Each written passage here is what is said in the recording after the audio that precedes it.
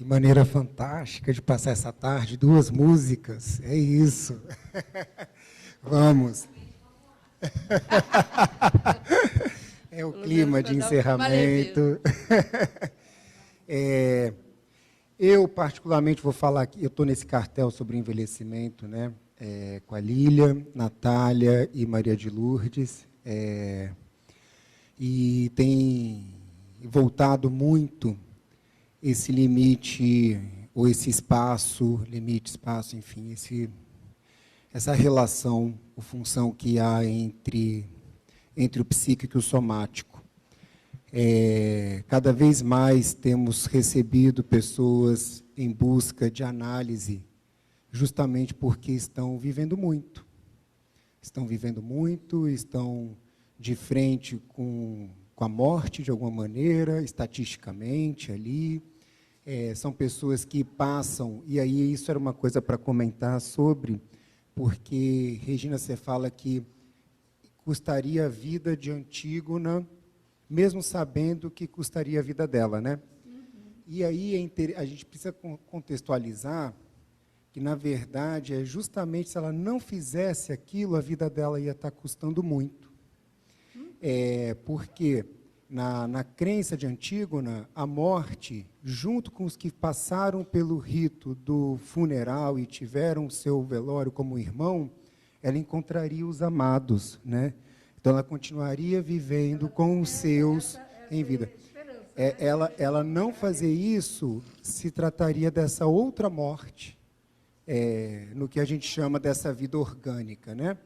Eu acho que isso traz muita posição desse testemunho da Lilian, nesse sentido de que, na contramão de várias leis orgânicas, leis de discurso, se sustenta esse lugar de desejo.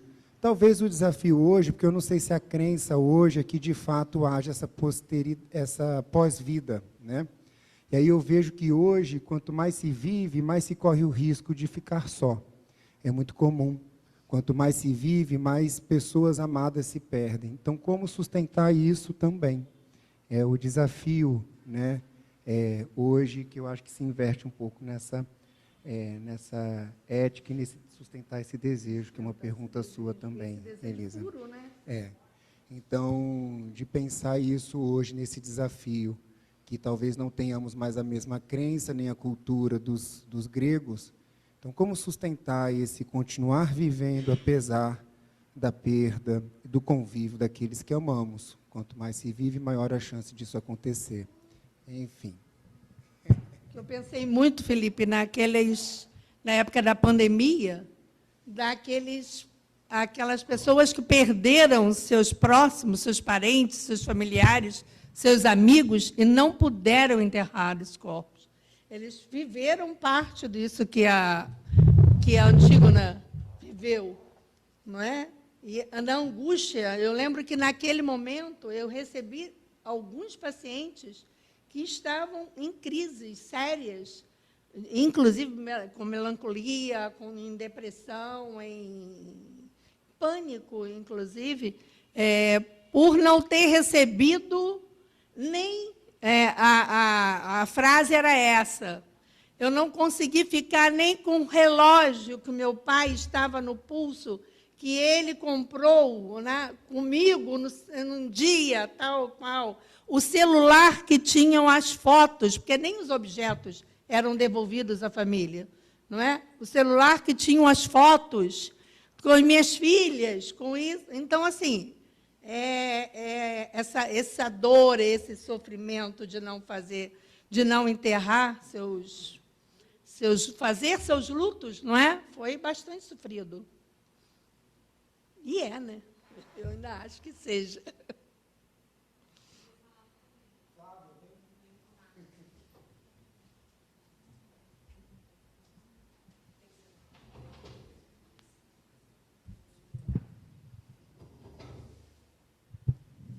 Elisa, assim, você deu uma ótima ideia. Agora, sempre quando tiver assim, um governador, um presidente autoritário, vou chamar ele de Creonte. Em vez de falar o nome, vou chamar de Creonte. Eu gostei muito dos 3 trabalhos, achei ótimo.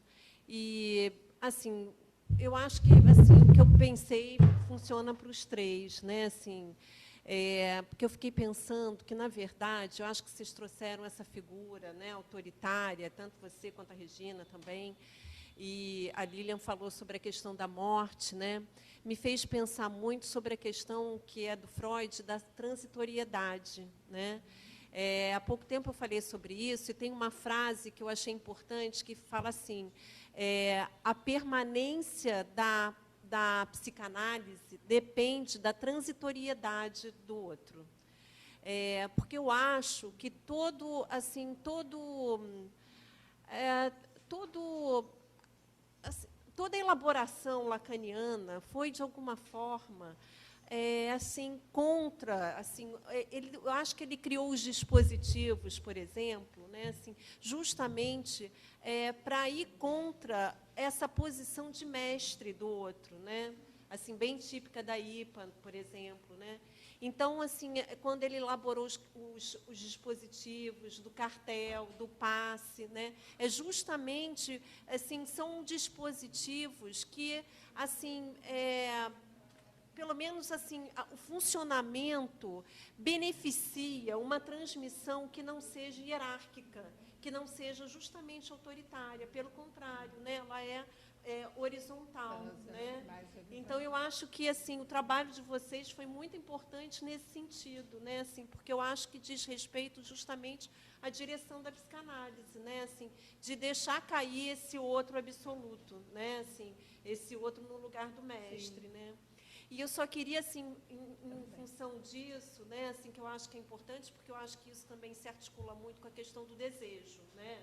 Porque quando você está ali investindo num outro absoluto, autoritário, você também, né, não está numa posição desejante, né? E eu achei muito bonito, Regina, isso que você marcou, e eu queria ressaltar isso quando você diz que a Antígona, né, assim, ela foi, não recuou diante do desejo, né, assim, e você fala assim, Flávia, porque não tinha opção, desculpe interromper, mas está tão baixinho, não está? isso, é ficar meio morta-viva, né, Ah, não não tem escutou. opção, porque, de fato, quando você recua do desejo, você melancoliza, né, então é isso, Flávia, né, a fala morte no é microfone. absolutividade. Então, eu achei muito bacana, parabéns pelos trabalhos, viu? Obrigada. Esse microfone que a E Flávia Agostinho, falou você? está muito baixo. Esse microfone que a Flávia falou está muito Agostinho. baixo. Não deu para ouvir nada. É. Não estou ouvindo, tem que falar mais alto. Acho que da outra vez. Alô, alô, Agostinho. É você. Levantou a mão. Ele está ali procurando como entrar ali. Ele, Bom, boa tarde. Bom, parabéns à sem mesa, som. muito Ele saiu interessante. Aliás, esse Agostinho, seu som não está cartaz. vindo, não sei. Ah, é? Não, Ah, ainda é, continua. apareceu. Aqui sim. Parabéns a essa mesa e ao Intercartés de uma maneira geral. Os trabalhos que eu pude escutar foram excelentes. E eu quero, em relação a esta mesa agora, fazer só uma pequena observação. E que vem daquela pergunta, por que ainda hoje elegemos Creon. pessoas como Creonte? E eu até acrescentaria, porque ainda hoje elegemos pessoas piores até do que Creonte, não é? E aí eu vou pegar aquela pergunta que o então presidente, na época da pandemia, Jair Bolsonaro, fez.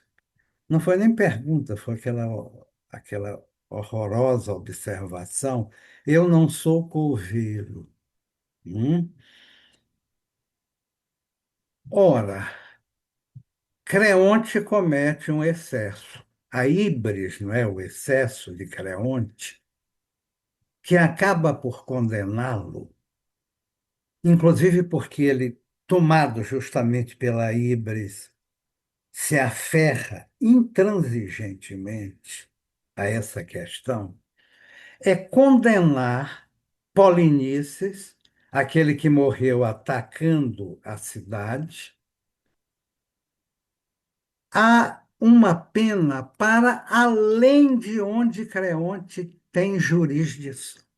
Esse aqui me parece o ponto assim essencial. Porque, por exemplo, Creonte poderia condenar alguém à morte de acordo com as regras da polis, sim, poderia condenar alguém à morte e estaria dentro da sua jurisdição. A questão é que ele condena Polinices a essa famosa segunda morte, que é justamente a perda, não é? No além, como é dito na tradução que é feita pelo Mário da Gama Cury, privá-lo da reverência da legião dos mortos. Então, nisso que ele condena Polinices a essa segunda morte, ele pretende legislar para onde ele não tem, nem pode ter jurisdição nenhuma, porque ele está legislando, digamos assim, para uma outra esfera, que transcende a esfera não apenas da polis, como a própria esfera humana. E ele nega a sepultura. E aí, como foi muito bem lembrado aqui, o presidente da época da pandemia, ele, de alguma maneira, replicou Creonte, mas ainda por cima com uma agravante, que é quando ele faz aquela simulação de alguém que estaria nos estertores da falta de ar acometido pela Covid. E com isso ele simplesmente faz um sarcasmo, ele efetivamente debocha daqueles que estavam passando ou que estavam vivendo a dor de perderem os seus amigos e familiares, passando por todas aquelas vicissitudes mortais da Covid. Então, ele ultrapassa Creonte naquilo que, pelo menos, Creonte não debocha, não tripudia sobre a vítima.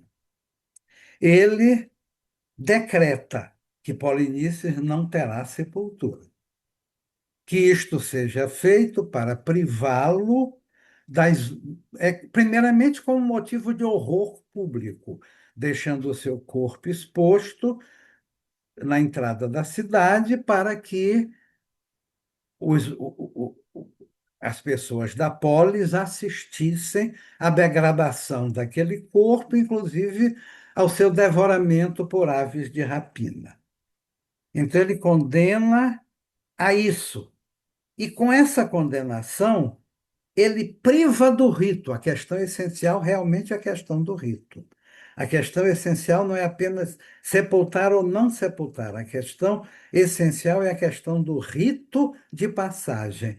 Tanto que Antígona não chega propriamente a sepultar o irmão Polinices. Ela apenas joga umas pás de terra em cima, digamos assim, como alguém que quer evitar um sacrilégio. É um daqueles guardas que estavam lá, que inclusive diz isso. Dá até a impressão de que foi praticado por alguém que quisesse apenas evitar um sacrilégio. E o sacrilégio era justamente esse, a privação dos ritos. E como Creonte é que determina essa privação dos ritos, para ter um efeito para além deste mundo, digamos assim, consequentemente de onde ele tinha jurisdição, é que ele comete a sua híbris, o seu excesso, que afinal de contas o perde, não é? Já o presidente aqui, ele não apenas de alguma maneira faz isso naquilo em que ele dificulta o acesso à vacina, naquilo que ele nomeia ministros da saúde que vão, a seu comando, cometer as maiores atrocidades, na verdade, crimes, não é? Contra a população, que tem sido, inclusive, no seu conjunto, pensado como um genocídio, e ainda está faltando ser processado e condenado por esses crimes, não é? Ele, além de cometer, digamos, um crime análogo ao de Creonte, que ele próprio no que ele diz, eu não sou coveiro, ele assume a prática do crime, como ele vai além de Creonte no que ele tripudia, no que ele debocha sobre aqueles que estavam privados dos cuidados. Então, realmente, essa peça é atualíssima. E não apenas pelo seu conteúdo estrito, mas por aquilo que se encontra em alguns governantes, digamos assim, essa propensão de, inclusive, superar o próprio Creonte. Era essa a observação.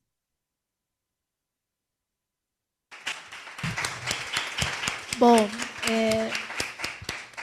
eu não queria entrar sem citar nomes, mas como o Agostinho citou, eu acho importante dizer que eu me recordei aqui do Sérgio Moro durante a Operação Lava Jato, que a verdade é que todas as vezes que nós elegemos líderes como Creontes, o resultado é sempre o mesmo, a devastação.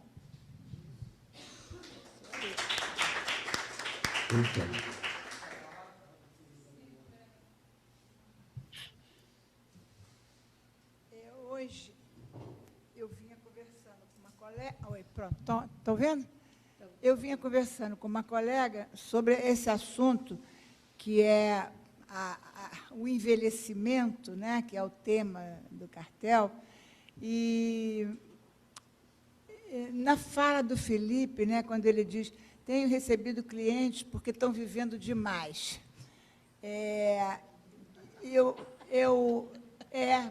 Porque estar vivendo demais é estar morrendo demais, né? Porque a vida é perda a cada dia. Então, a queixa é que a gente está perdendo demais. A Flávia trouxe a questão da transitoriedade, né? E assim, a importância, né, da morte, que o próprio Freud diz que a morte vem como um alívio, porque ela dá sentido à vida, então chega um ponto que há que morrer. E aí eu fiquei pensando os rituais, você faz uma pergunta no final sobre como não ceder ao desejo, né, quando está acalmando. Pensei nessas questões superegóicas e tal, porque os rituais não são os mesmos em todas as épocas, em todas as culturas, mas sempre tem rituais, né? Eu acho que é isso que a Antígona veio mostrar. Eu, uma vez escrevendo sobre o luto, eu digo assim, nem sei por que eu disse, mas cada vez mais eu fico pensando, a morte é uma grande contadora de história, quer dizer, a morte precisa de uma palavra, né? A morte precisa de um simbólico, que é exatamente o que a gente, né, pensa do luto. Então, uma coisa é morrer, a outra coisa é suicídio, assassinato, né? Quando se mata uma pessoa, quando a pessoa se suicida, é uma forma de não morrer, é uma forma de não viver aquela morte que seria um alívio, né? É uma antecipação, digamos assim, daquilo que seria essa morte que traria um alívio, que, portanto, produziria, né, produziria um ritual, produziria um simbólico, produziria um sentido. É muito comum quando as pessoas morrem, né, fica assim, mas foi falha médica, não, mas se tivesse tratado, não, mas se...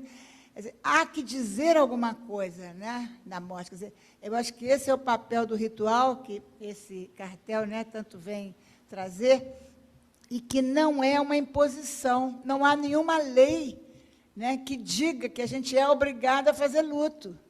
É interessante isso, né? Então, esse mando, esse comando, não é uma imposição superegóica, né?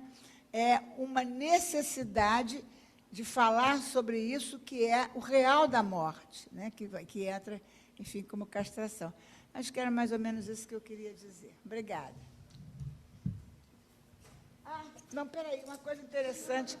Nessa conversa, eu observei o seguinte, nós estamos vivendo um momento agora, pelo menos eu vejo na minha clínica, na minha experiência pessoal, etc., em que não há mais recursos humanos, materiais, grana, para cuidar dos nossos idosos. E isso está se passando tanto no mundo afetivo, os filhos, os netos não têm tempo, não sabem, não, cuidar dos idosos, né? e no mundo financeiro, no capitalismo. Não vai haver mais aposentadoria. Não há um número suficiente de trabalhadores jovens que possam sustentar a previdência e pagar a aposentadoria dos velhos que não morrem. Então, é muito interessante, né, essa compensação que já não está funcionando, que já não vai funcionar, né? Então, a gente tem que pensar uma outra maneira, e as pessoas estão fazendo previdência, estão fazendo coisas, pensar uma outra maneira de como sustentar essa vida para além do suportável. Eu posso seguir? Pode, Tem- Sandra, pode. Não, só nessa esteira, assim, excelentes os trabalhos, eu queria cumprimentar, gostei demais do trabalho da Elisa, da Lilian, da Rosa, né? Da Regina, né? Rosa, é. E, e eu gostaria da Regina, troquei, desculpa, a, sobre essa questão do desejo de Antígona, né? E também dentro dessa esteira do que a Teresa trouxe, o que eu tenho observado assim é que muito a medicina tem mantido as pessoas vivas, mas às vezes eu me pergunto se não estão mortas-vivas, em alguns casos, no sentido de hipermedicadas, sem condições de subjetividade, né? E diante disso, muitas vezes abandonados pelas próprias famílias, né? Que fica difícil a convivência. Então, o que que seria a morte, né? Eu acho que a Antígona luta pela dignidade do desejo e da morte, né? De poder morrer com dignidade e realizando-se os seus desejos em vida, né? Porque há um tempo para isso. E aí postergar muito e seria assim, que lei é essa de manter a vida além da subjetividade, né? Não respeitando às vezes até o desejo do idoso de não ir para uma UTI, né? De poder ficar nos seus aposentos, enfim, e aí, claro que se envolve toda uma questão familiar e social e econômica, tudo junto, mas eu acho que é um motivo para se pensar, né? Essa questão do desejo, que é um desejo da dignidade humana, né? Para não se submeter a essa segunda morte, que é muito mais terrível, né? E que não tem como elaborar. Mas parabéns, a mesa foi ótima, né? Essa fala da Teresa sobre o envelhecimento, tanto do Felipe, né, e da outra apresentação, me mostrou que a verdade é que, paradoxalmente, existem Antígonas, mas, em relação ao nosso envelhecimento, nós teremos que ser as nossas Antígonas. Nós teremos que ser Antígonas para lutar pela nossa dignidade, pelo nosso envelhecimento, porque eu não enxergo hoje as pessoas lutando pela dignidade, pelo envelhecimento da sociedade atual. Exato. Deixa eu fazer só uma observação rápida aqui, e lutando também pela própria dignidade da morte. Exato. Sim, que É aí evidente seria que- esse o caso da morte, Pois dessa morte, que se fica prolongando, não é? E não se dá o Isso, direito prolongando o dessa sofrimento. escolha de morrer, Prolongando o não sofrimento, é? muitas vezes Prolongando o constrói, sofrimento. É porque são não é? tipos diferentes de É claro que a contextos gente ligados lembra à logo morte. do caso do Antônio Cícero, né? O caso do Antônio Cícero acabou se tornando emblemático em relação a isso. Quer dizer, ele abriu a possibilidade de se discutir como sendo um direito e não um crime a opção por uma morte digna. Seja essa morte com o chamado suicídio. O Freud fez isso, né? Pois é, seja essa morte como uma espécie de eutanásia, não é? Em última instância, contanto que o sujeito tenha expressado inequivocamente o seu desejo nesse sentido. Não dá também para simplesmente impor esse tipo de tratamento a quem quer que seja, mas não dá para privar dele também aquele que deseja, não é? Então, já há. Inclusive, há algum tempo, me filiei a uma instituição chamada Eu Decido, que discute, tem discutido bastante, essa questão ligada à morte assistida, ao suicídio assistido, até que ponto e o que é mais cruel, fazer isto ou consentir que o sujeito faça em si mesmo suicídio assistido, ou que se lhe pratique uma eutanásia, quando as suas condições já são terminais, extremas e, na sua visão, insuportáveis, porque levá-lo a prolongar sem sentido essa vida. O sentido geralmente é dado pela religião. Então, é alguma coisa de que nós não temos esse direito é divino, etc. Mas, de todo modo, é uma questão que está aí palpitante. A questão da morte digna, que implica uma decisão do próprio sujeito. Porque como é que o sujeito que vai morrer não tem nenhuma participação sobre a sua dignidade da sua própria morte? Então, são questões que Inclusive, estão aí acesas. inclusive de poder se despedir, né? Pois é, inclusive isso. De poder ter tempo de se despedir. Ou de não ter que morrer no hospital, numa Isso, UTI, como quase sempre acontece. Aquela exato. coisa do sujeito morrer em casa, se despedindo dos seus, fica mais coisa dos séculos passados. É. Tem que saber se os seus também querem, né?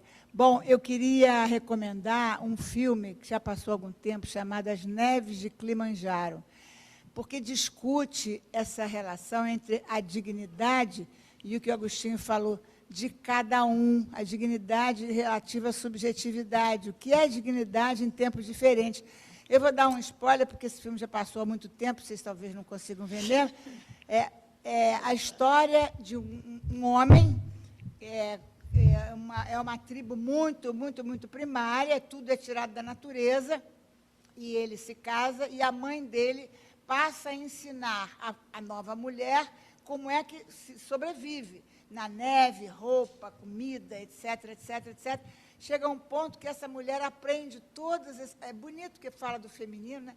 Aprende tudo isso, e aí ela é levada pelo filho, num determinado dia, no Monte Kilimanjaro, e lá deixa ela com alguns objetos e pertences pessoais, uma comida, uma coisa assim, porque isso é o ritual de morte do lugar.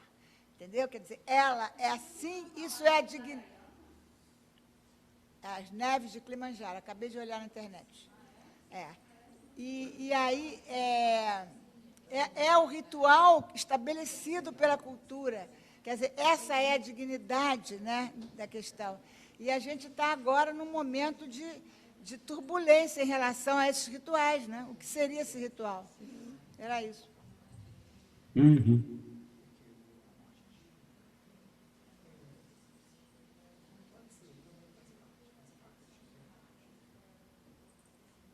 Gente, é só acrescentar aqui, eu estava falando ali com o Felipe, ele disse que não é a mesma coisa. Mas, mesmo não sendo a mesma coisa, eu vivi uma experiência assim com a minha mãe, e os médicos chamam de cuidados paliativos, né? A minha mãe tinha sido entubada, ficou no CTI, entubada e saiu. Quando ela saiu do tubo, eu falei, não quero que entube mais.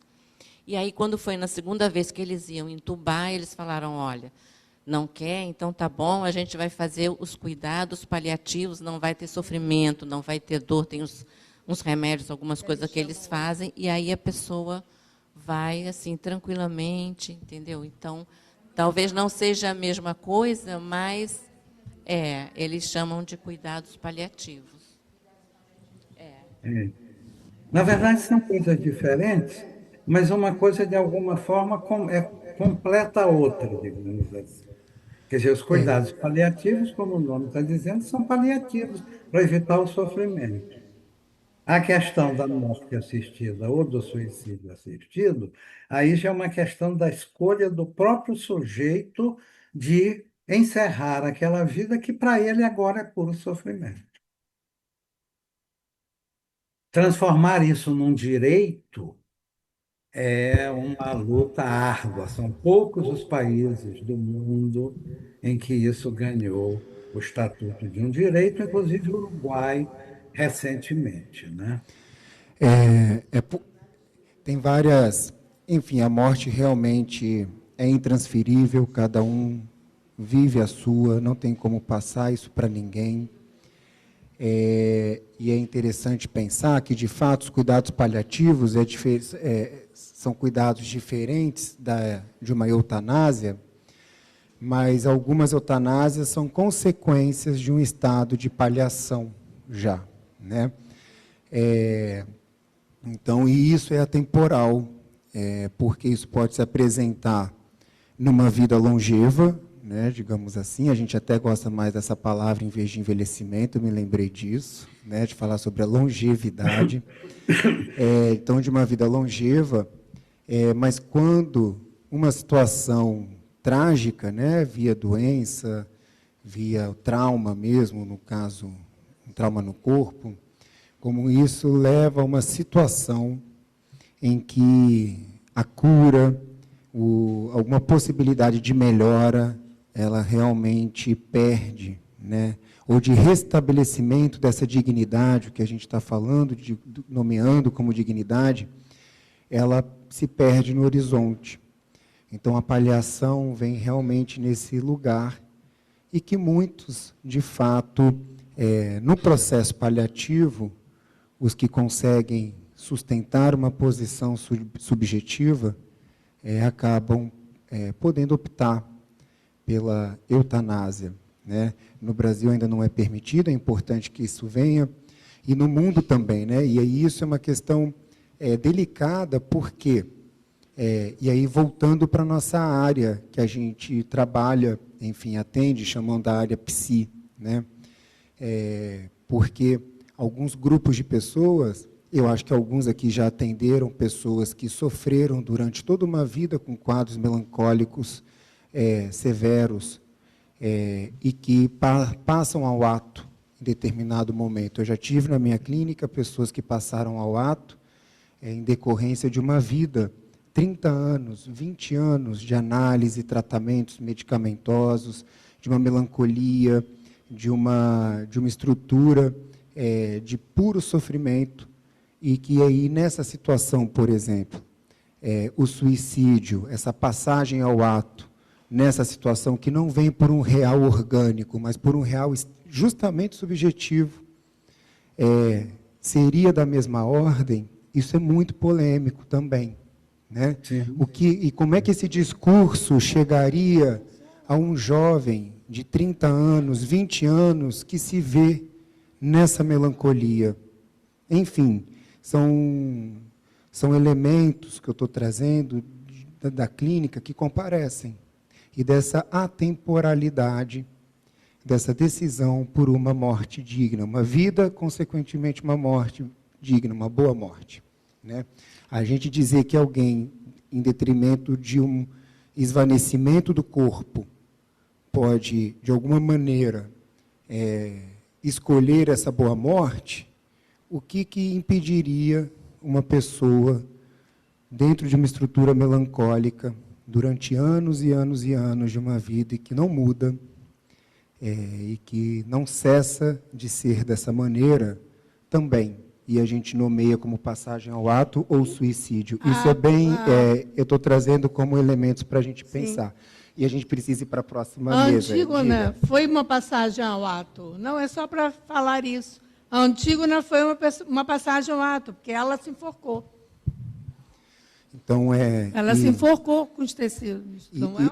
E como, nesses casos, pelo menos da minha clínica em que isso aconteceu, como são silenciosos, como são pensados, de fato, a essa conclusão dessa vida, nesse registro de subjetividade, vou chamar assim. Enfim, é isso.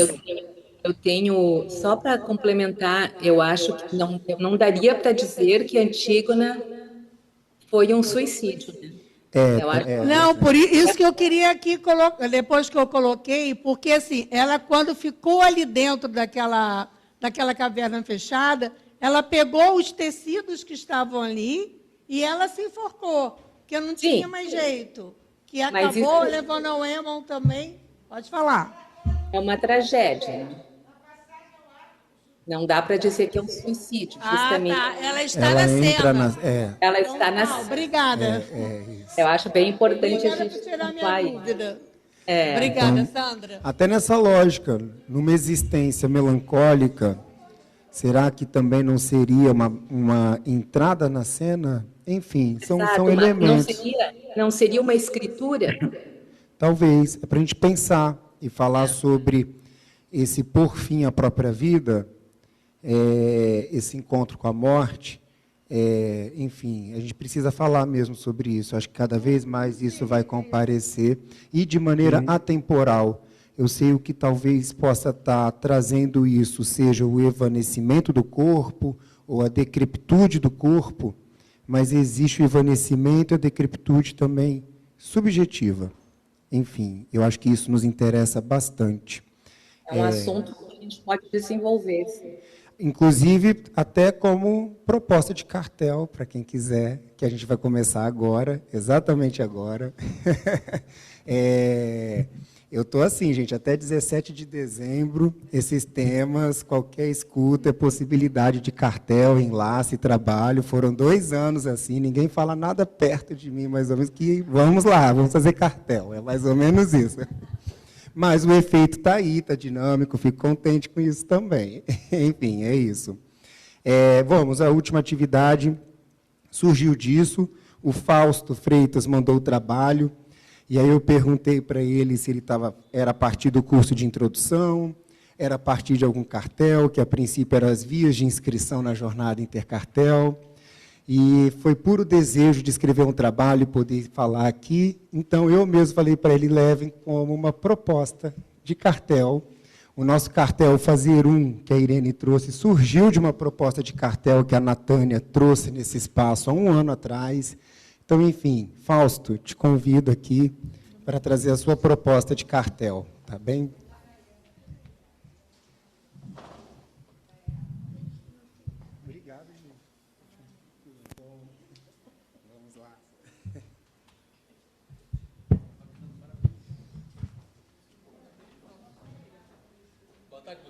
Vocês devem estar muito cansados, estão aqui desde de manhã cedo, né? Eu vou ser breve, tá? Eu queria dizer... Pegar no microfone. Quem quer falar em pé, pode falar, mas só tem que pegar o microfone. Por causa da tela, né? Também, o telão. Estão me ouvindo bem aí? O pessoal de casa está me ouvindo também? Eu vou passar 2 videozinhos curtos aqui, para a gente comentar. Eu não vou ser exaustivo, porque eu também estou muito cansado. Eu saí de Teresópolis hoje, 11 horas da manhã, cheguei aqui, eram quase 4 horas. Peguei um engarrafamento na descida da serra. Mas, enfim, são coisas da vida. A gente fica ouvindo os colegas falar, né? Eu sou muito obsessivo, então a minha cabeça fica a 1000 por hora. Né? Apesar de 14 anos de análise, a minha cabeça ainda é muito complicada. Se não fosse 14 anos, eu não estava aqui falando hoje. Felipe falou em envelhecimento, Regina também falou. Né? Ninguém quer envelhecer, mas não tem jeito. A nossa situação é uma situação muito miserável. Nós temos não só uma divisão subjetiva, mas entre o sujeito do inconsciente e o sujeito orgânico, há outra divisão também. Não há uma cronologia igual para os 2 momentos, entende? A gente envelhece no físico, mas o psíquico continua a 1000 por hora. Isso traz N problemas para muita gente. Aí eu lembrei algo que eu falei, né, quando eu falei sobre Brentano e Freud. Eu falei que...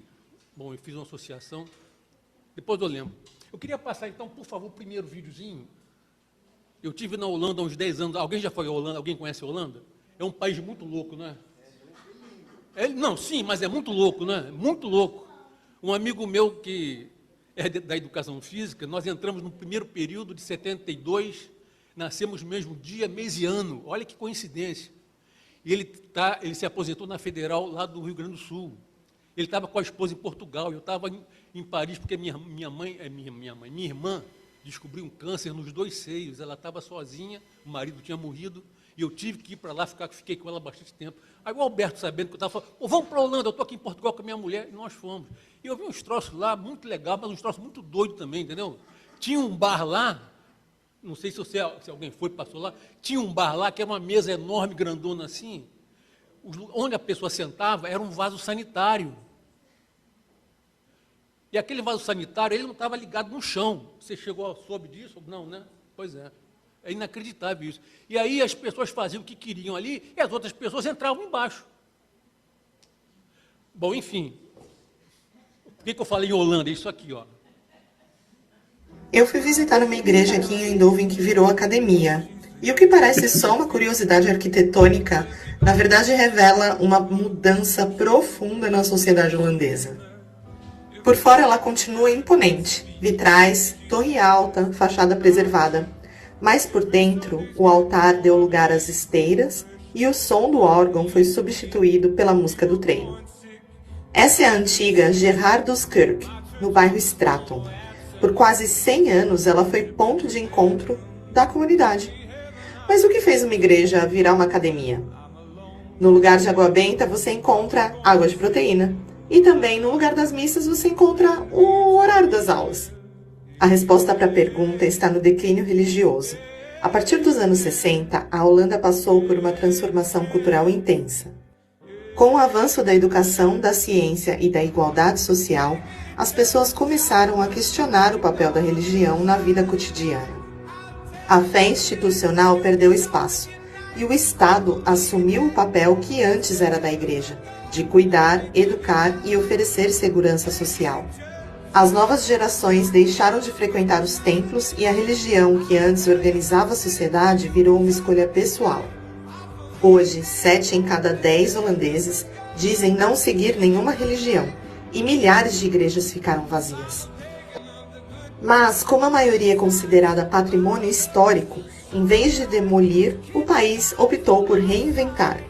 Nasceu o conceito de herbestemming, dar um novo destino ao que já existe.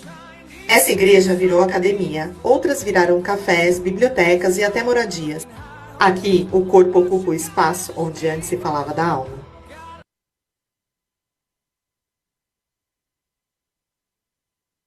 Religião, isso não vai acontecer, porque a gente está vendo aí que não vai acontecer, a religião não vai triunfar. Essa religião que nós conhecemos, de ter empatia com o próximo, né, isso não existe mais. Existe uma religião que não é religião, e essa está dominando o mundo, já sabe qual é, não é que eu estou falando? Há um ano atrás eu li uma pesquisa dizendo que na França, em 2035, 80% da população seria de muçulmanos, seguindo a religião muçulmana. Tem acontecido, não tem? Na França, Estados Unidos, né? Em Nova York, o prefeito é muçulmano, o prefeito de Londres é muçulmano, estão agredindo as pessoas. Tem aí vários vídeos, já viram? Vários vídeos. Estados Unidos, Nova York, né? Em Londres, porque a pessoa não é muçulmana, não tem aquela roupa que as mulheres usam em eles e comem carne de porco, são agredidas na rua, está acontecendo isso. Então, a religião não vai triunfar, a não ser a muçulmana, que não é religião. Já leram o Corão? Eu recomendo, leia o Corão. Aquilo não é religião, aquilo ali é um manifesto de matar o infiel, de incendiar as cidades. Está lá no Corão, né? Está no Corão isso. Isso vai frontalmente contra a religião católica, que é a professada, inclusive, pelo menos aqui por Lacan, que ele diz, né? A única religião que vai sobreviver qual é? Ele fala, a verdadeira religião, a católica, apostólica, romana. Né? Bom, isso era um comentário que eu queria fazer. O segundo vídeo, por favor. Esse é muito interessante, eu adoro esse vídeo. Vocês devem ter visto já algum, ou pelo menos a maioria.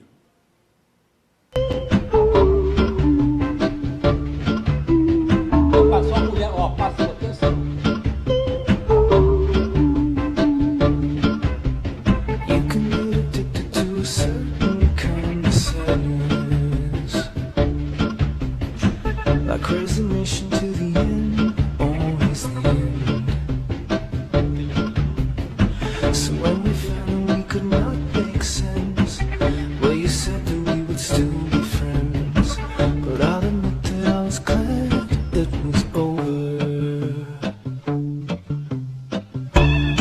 Did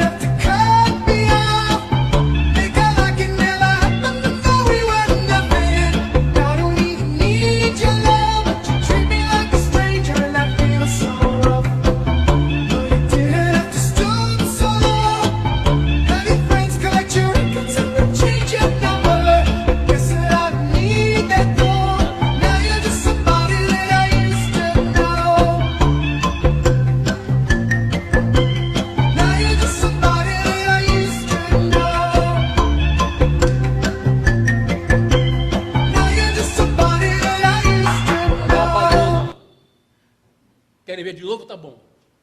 Tá bom? O que esse vídeo, o que passou para vocês essa coreografia? O que é que ela passa para a gente? Ninguém arrisca. Vamos arriscar, gente. Não, eu quero saber o que vocês pensaram, pô. Eu quero botar vocês para trabalhar. Não. Eu quero que vocês trabalhem. Não, eu estou dentro dela. A proposta já começou. O que essa coreografia passa para vocês? Fala, querida.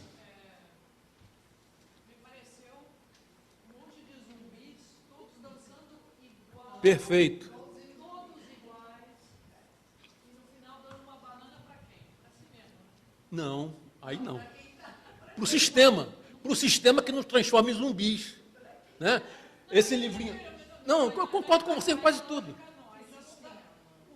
Se eles estão representando zumbis, né, a banana é para si mesmo. A lógica diz, a premissa é, se estão ali dançando zumbis, eles são zumbis, a lógica diz que a banana é para eles mesmos. Tudo bem. Agora, se os outros é que são zumbis, aí eu concordo com você que a banana é... Não, eu concordo que foi a primeira vez que você viu esse vídeo.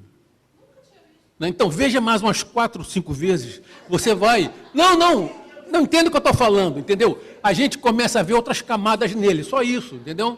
A tua fala é perfeita, mas alguém mais arrisca? Em uma palavra só, o que esse vídeo passou para vocês? Automação. O que mais? O que a automação traz para o humano? É algo gostoso? É bom a felicidade? O que traz para a gente? Um conceito fundamental na psicanálise. O que mais? O que a repetição traz?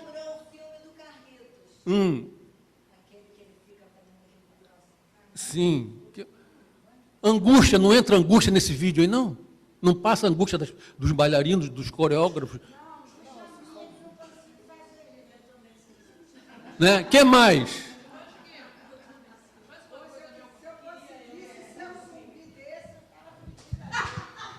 Não, eu não quero ser zumbi, não. Eu não quero ser zumbi nunca. Fala.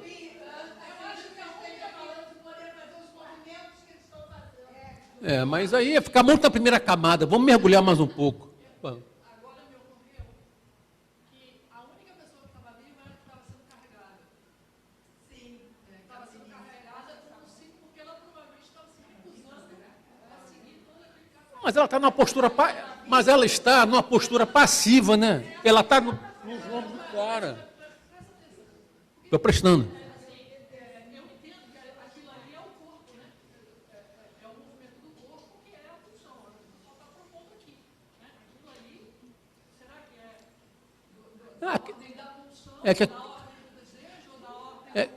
A pulsão de morte ali, naquela que passou, já fez o seu trabalho.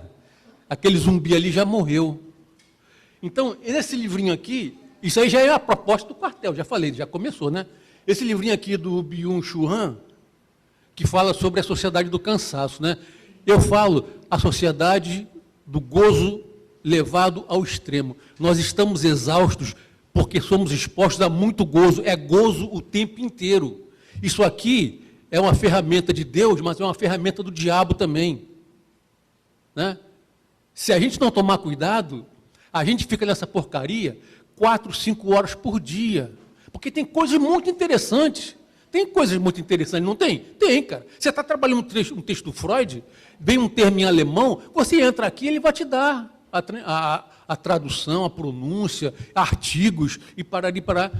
Só que nós estamos exaustos exatamente por isso. Agostinho falou sobre a questão da política, a colega também falou, acho que foi você, né? Essa questão de Creonte, a Regina comentou, como Creonte continua atual entre nós aqui, nós estamos exaustos dessa polarização, que os políticos, os grupos de esquerda ou de direita, eles se sucedem no poder e não muda nada. Os filhos do Lula estão milionários? Estão. E o do Bolsonaro? Também estão. E nós?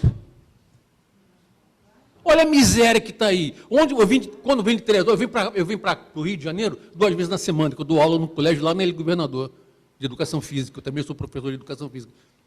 Onde a gente passa, a gente está passando no meio de comunidades, não está? Linha vermelha, linha amarela, Lagoa Barra, Nós estamos cercados de comunidade o tempo inteiro. É uma miséria que não acaba e se multiplica. E isso leva a esse incremento de violência, que é outro fator para a nossa exaustão, para esse excesso de gozo, de tensão o tempo inteiro. Você sai de casa e você sai preocupado, né? Bom, se eu encontrar um engarrafamento, onde eu posso ir para onde? Se tiver um arrastão, qual é a rua? Você está entendendo? Isso aí é o puro excesso de gozo.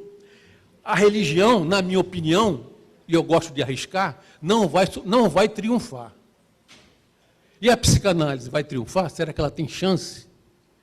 Quando, desde sempre, quando Freud escreve Mal-Estar na Civilização, ele já aponta, né, que a sociedade, a cultura, não quer saber do inconsciente, hoje mais ainda.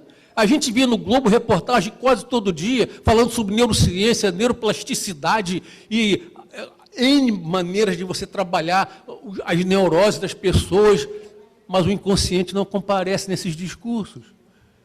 Cabe a nós, psicanalistas, temos a coragem de arriscar.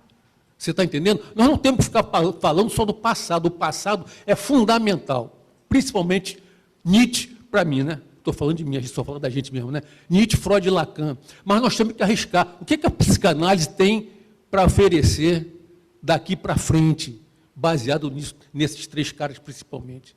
Né? Para terminar, eu queria falar para vocês aqui o que Nietzsche escreve, mais ou menos em 1860.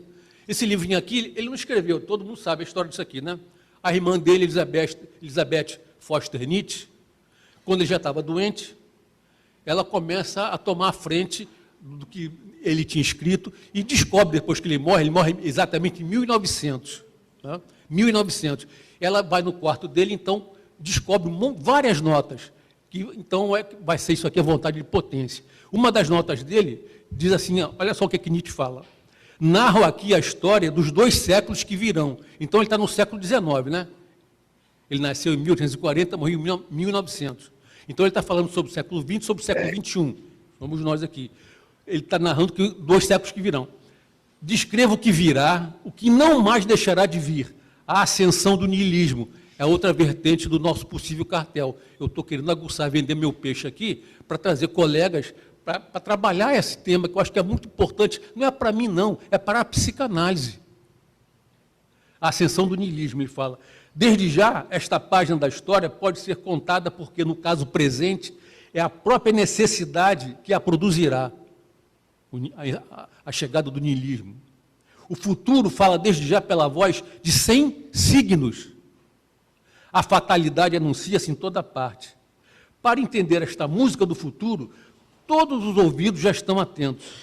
A civilização europeia, olha, ele está escrevendo isso em 1860, a civilização europeia agita-se desde muito sobre uma pressão que vai até a tortura, uma angústia que cresce em cada década, como se quisesse provocar uma catástrofe inquieta. Uma catástrofe, 2 pontos, inquieta, violenta, arrebatada, semelhante a um rio que quer alcançar o término do seu curso, que não reflete mais, que teme até refletir. Isso aí é extremamente atual, como Creonte, né, continua extremamente atual. Esses homens, né, que são exceções das exceções, eles nos marcam com os significantes deles, fazendo previsões que a gente lê um troço desse aqui, você fica abismado. Como é que esse cara escreve isso em 1860? E olha o que nós estamos vivendo hoje. Esse excesso de gozo, de cansaço, ninguém aguenta mais essa política que não resolve nada, só resolve para os grupos que eles parecem que fazem um acordo, né? Não, agora vai a esquerda, fica lá 4 anos, faz um monte de merda lá, depois volta o pessoal da direita, a gente toma o poder, e eles vão assim. E o Brasil, que é uma potência maravilhosa, um país maravilhoso, né? A gente não sai, a gente fica patinando nessa lama política, nessa polarização, nesse Creonte redivivo, que nos leva a esse esgotamento fatal. Eu diria, eu queria falar também sobre pulsão. Existe dentro de nós a possibilidade, né, de fazer descarga ao gozo. Tem que ser através da sublimação, por exemplo, né? Cada um enfrenta o seu real. Era isso que eu queria falar, quando eu falei de Freud bretano. Cada um lida com o seu real com as ferramentas que tem. Diante da morte, como é que a gente faz? Cada um vai ter que se virar. Nietzsche fala, né, você nasceu sozinho e você vai morrer sozinho. Esse momento vai chegar para nós. E no Rio de Janeiro, a gente pode ser na próxima meia hora, a gente não sabe. Espero aguçar a curiosidade de vocês, entendeu? Para a gente fazer um cartel sobre esses temas. O niilismo e o papel da psicanálise no futuro. Ela vai sobreviver? Ótima pergunta. Obrigado, Fausto. Obrigado.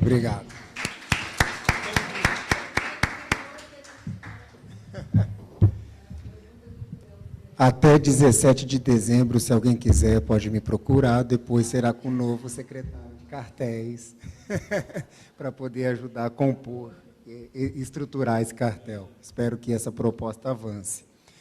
Cláudia está aí? Estou sim, estou aqui. Boa tarde, estou aqui. Boa tarde, pode começar. Tá. Bom, primeiro eu queria agradecer. Gostaria muito de estar presente aí com vocês, mas não consegui, tive um contratempo aqui. E eu fiz um pequeno texto, vai ser rápido, só para falar um pouquinho dessa jornada. Eu acho que tem essa jornada aí, Intercartéis, e tem a jornada desse parceiro aí, desse grande secretário de cartéis, que eu acho que é importante a gente falar, e foi uma grande jornada que ele pôde fazer durante esses 2 anos.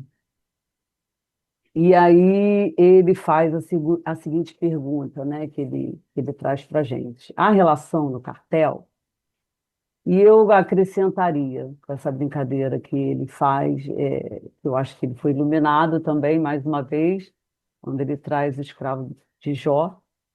Eu lembrei muito bem disso, né, que ele brincava quando era criança. E eu pergunto, guerreiros com guerreiros fazem zigue-zigue-zá? Eu acho que sim, né, Felipe? Tá dando para ver aí quantos guerreiros a gente teve aí esses 2 dias, e durante esses 2 anos, quantos guerreiros você convocou para essa guerra, que é a psicanálise aí, onde ela possa se manter com essa transmissão. Isso é muito bonito, né? Eu acho que o Felipe levantou isso de uma maneira muito legal, e é através do cartel. Bom, então é rápido, tá, gente? Então, isso aqui, esse texto, fala um pouco desses 2 anos, como é que foi a minha trajetória entre os cartéis que eu me dispus a fazer.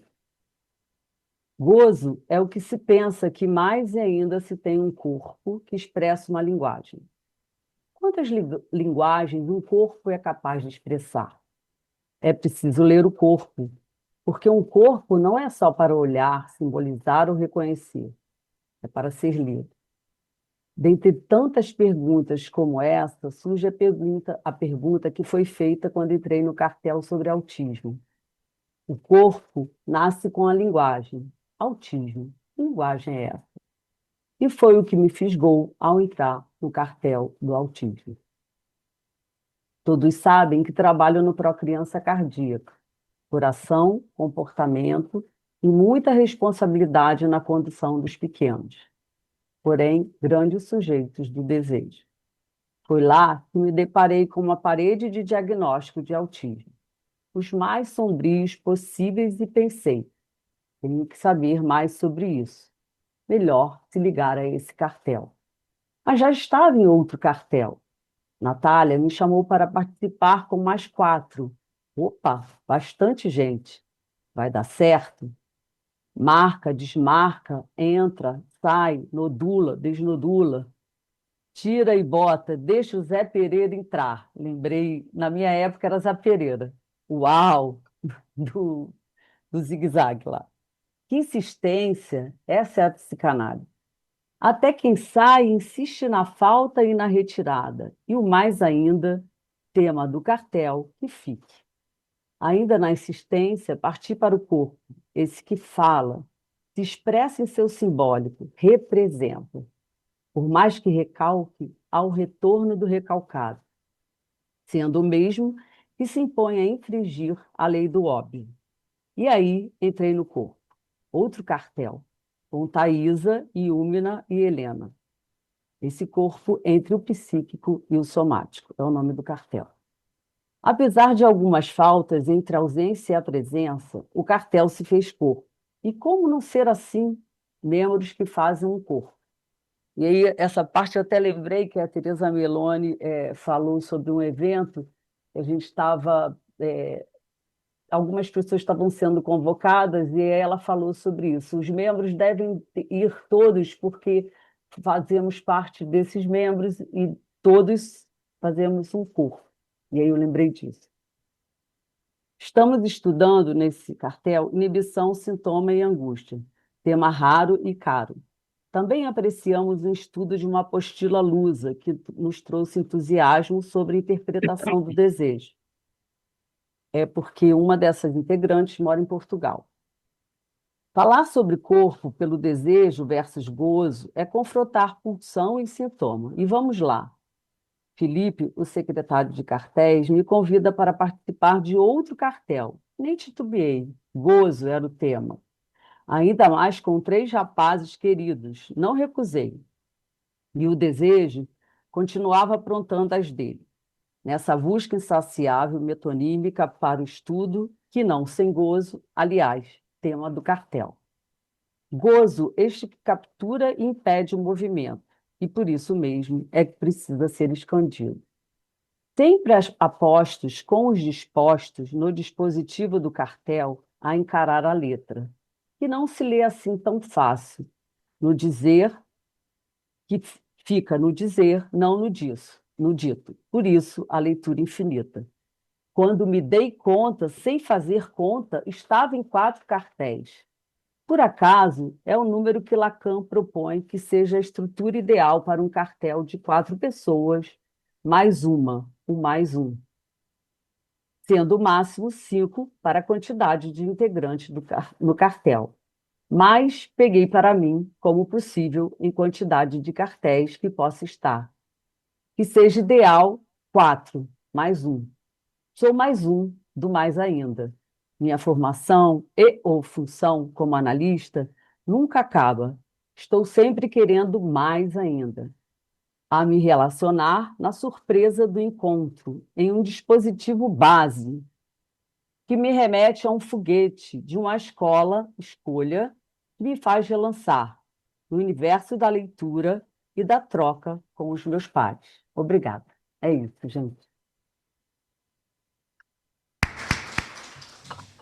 Obrigado, Cláudia. Hoje, mais cedo, acabaram falando, agradecendo, acho que foi o Luiz Carlos, agradeceu aos organizadores e citou a Cláudia. E eu quero falei como isso faz sentido, porque, enfim, eu vou falar isso aqui. E meu trabalho, na verdade, é um texto rápido. Cláudia trouxe esse enredamento entre os cartéis, eu também vou falar disso, e também já é um agradecimento e uma despedida desse lugar da Secretaria de Cartéis.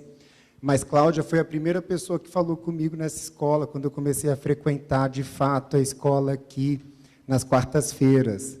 Então, Cláudia já esteve comigo em vários cartéis, foi essa primeira amiga. Seminários juntos. Então, Cláudia não deixa de estar, de fato, na minha formação aqui na escola, em cada ato, em cada pensamento, em cada constituição. Então, é uma declaração, um agradecimento a essa amizade que acabou comparecendo dessa maneira, Cláudia. E eu acho isso muito bacana, porque o cartel, eu penso que possibilita muito isso, quando a gente vai aprendendo a esse saber fazer, né, com os nossos objetos, não antecipando, enfim, mantendo-nos éticos com o nosso desejo, enfim, e nessa franqueza.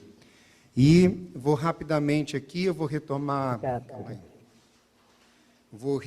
aqui um pouco do que eu terminei o texto Carretel de Palavras, e isso ficou desde que eu li isso tem ressoado, então vou começar por ele. Lembrando, né, contextualizando, que é do livro da Beth Milan, O Clarão, que a gente falou na pré-jornada, né? A gente levou alguns trabalhos. E eu vou retomar aqui o diálogo entre Ana e a libélula. A libélula como essa alucinação auditiva que ela estava tendo ao saber da perda da voz do amigo num primeiro momento e depois a perda do amigo. E agora, como será o labirinto do silêncio? João e eu condenados a ele. Mas do labirinto a gente pode sair. O herói grego que entrou chamava Teseu, diz a libélula, falando da estante. E ele saiu como? Pergunta Ana, que já não estranha a aparição. Com um fio de Ariadne. Sim, foi. Amarrou o fio no pilar de entrada e seguiu em frente, desenrolando o carretel, que servia para achar a saída. Mas não foi só isso, Ana. Além do carretel, Ariadne deu a Teseu as palavras. O quê? As palavras que ele precisava para sair. Você, com um fio, encontra o caminho de volta. Certeza, pode ir. Beth Milan, 2024. Essas palavras de Ariadne abriram um trilhamento desde que eu as escrevi. Perguntas ceifaram o caminho. Quem pode voltar? É isso mesmo que significa voltar? Será que essa mensagem chegará aos que foram para lembrá-los de que é possível voltar? Afinal, só não se volta da morte, assim creio. Remando de costas para o destino, olhando para o caminho marcado pelo deslizar do barco e pelas pontuações do remo em seu entorno, lembro-me da mudança de meus pais para outro país. Minha irmã e eu fomos comunicados de que ambos decidiram liquidar o que restava de um patrimônio aqui e seguiriam a vida no México, com planos para outro destino após algum tempo. Sempre falavam que se aposentariam em um motorhome, viajando pelo mundo. Será que chegar esse momento? Mais importante que isso, me vem outra pergunta angustiante. Para onde eu volto? As palavras de Ariadne encontraram essa pergunta. Pode ir. Uma inversão se deu. Só será possível retornar às palavras se seguir em frente, sem mais a configuração de um lar para o qual sempre voltava até ali. No início dessa jornada, dei-me conta de que em 2003, data daquele encontro revivido por nós através de um áudio, o desejo de me tornar psicanalista já me rondava, a despeito do inimaginável de como isso se daria. De costas para o destino, já que a história de Ícaro já me transmitia um saber sobre o quão destrutivo pode ser olhar direto e assim se aproximar do sol. E vieram os cartéis, as psicoses, nomes do pai, a voz e angústia, sujeito como significante, devastação feminina, o ato analítico, fazer Lacan e as matemáticas, gozo, as psicoses e a topologia em Lacan. Sujeito como significante e devastação feminina foram passagens de impasses em torno do mais e da presença-ausência. Foram fundamentais, portanto, para saber fazer nos impasses, seguindo em outros, pois, exceto por palavras, não há volta, nem mesmo lhe conferem o status cartel, o que tento fazer valer aqui. Nomes do pai tentou resistir em encontros posteriores após a saída de um de seus membros, com uma desculpa de elaborar algum trabalho dele, o que neguei por afirmar que o que foi, foi, e por poder assegurar de que eu havia feito dele cartel ao elaborar textos sobre ele, e continuo fazendo. Voz e angústia se desnodula com a perda do mais para a morte. E podemos ter o privilégio de uma despedida, para que seguíssemos cada qual o seu caminho. Os outros, ainda vigentes, têm pontuado o caminho percorrido pelo remador e seu barco, dando-lhe uma margem porosa de abertura e evanecimento. Seguimos, segue-se de um ao outro, retomando em mim as palavras que podem me lançar para a frente. Que operação fantástica de meus pais! Vão nos ver, venham nos encontrar, livres de uma fixação, de uma configuração estática de lar. Assim, sigo na escola, sem retorno, e se um dia voltar a essa secretaria, a qual foi-me crucial, a encontrarei onde ela estiver. E obrigado, é isso.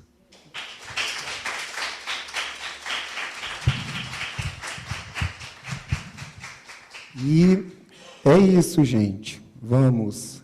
Acabou. Até a próxima jornada com nova secretaria e boas férias. Pode ter comentário? Você quer comentar? Tereza Meloni quer falar. Vem, Tereza Meloni. Vem, vem, vem. Pode deixar. Pô, logo o seu trabalho não tem comentário? Ué, tem vários, tem vários. Ó, eu acho que o seu trabalho, mas não só, mas esse seu trabalho no sentido da organização dessa jornada, marcou uma coisa que eu acho muito peculiar nesse trabalho de cartéis, que a gente sempre fica discutindo, quando alguém vai fazer um cartel, mas o trabalho é teórico ou eu vou falar da minha experiência no cartel? E hoje a gente viu uma grande parte, se não a grande maioria dos trabalhos, onde está articulado a experiência do cartel, a produção de uma teoria e um momento da formação de cada um. E eu acho que esse trabalho do Felipe, ao final, veio assim, coroar do que é isso. Quer dizer, é o meu percurso, é a minha história, por que eu estou aqui, é a experiência do cartel e um avanço teórico. Eu acho que você conseguiu fazer isso não só no seu trabalho, como no trabalho de muita gente aqui.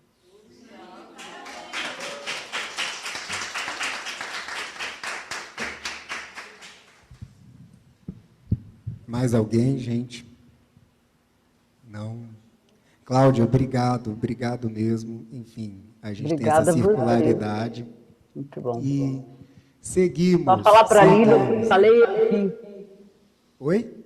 Não, mexer com a Lília, que eu falei, eu vi.